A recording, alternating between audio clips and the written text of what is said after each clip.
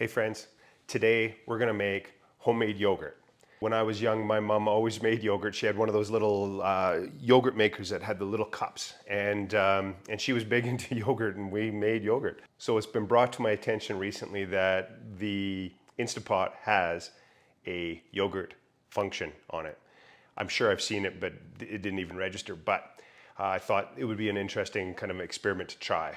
And I've been doing a little bit of research, and turns out that you can kind of play around with the fat content of the cream or milk going into your yogurt, giving you a slightly different results in the end. So we're going to kind of adjust that slightly to get, well, of course, I'm going to aim for a nice rich yogurt. So yes, the Instant Pot has a yogurt setting. So this is going to work great. We're going to give it a test here. So far, I've put 1 liter of whole milk into here, and we're going to be adding 10% cream, 1 liter as well.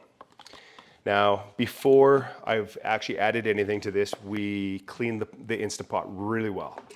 And in goes our 1 liter of 10% cream.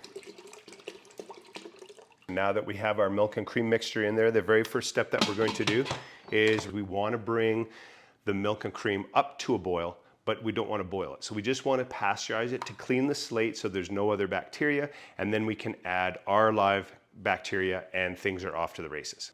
So we hit the yogurt button, and then we hit the adjust button, and we want it to say boil. Now, it's going to let us know when it's at that boiling point because it will beep at us again. We brought our milk and cream mixture to almost a boil. We then took the lid off and checked the temperature. You want to make sure it's between 180 and 200 degrees. Ours got to about 190, and that's when the Instant Pot beeped at me and said, it's time to change that. So then we let it sit for about 30 to 40 minutes. We needed the temperature to get down to 110 to 115 degrees. Of course, the reason for this is because now that we've cooled it down a bit, we're going to add a live active culture from our yogurt from the store. And this is going to give us a base to kind of grow on. Now, the reason we had to bring our milk and cream mixture to a boil, 2 reasons. The first reason is, of course, it gives us that clean slate of no bacteria living in here. And of course, we talked about that. The clean slate allows our new bacteria to grow really well. The other thing that happens during this process of heating your milk and cream is the proteins change.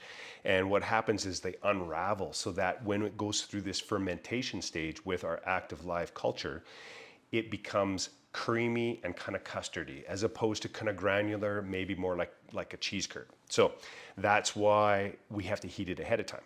And now that it's cooled down below, say 115 or 120 is the very warmest you'd want to add this, because you don't want to kill this active live bacteria. Whew. Who knew, hey? Just yogurt. Okay, so our thermometer is reading 110. So that's the perfect temperature. This live culture that we're going to add, it's going to be perfect. It's going to love it, and it's going to grow rapidly. So to combine our live active culture, we're going to take a ladle, and then we're going to add our yogurt to this. And we're just going to dissolve that in there.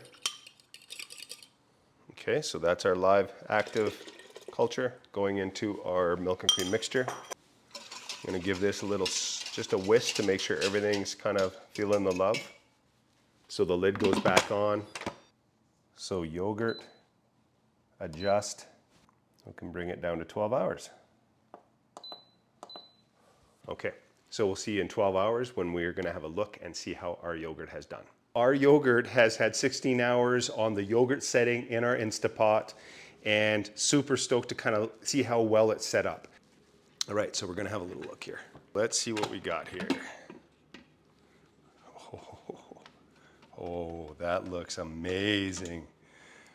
The texture will be even more firm once it hits the refrigerator. Oh, that's nice.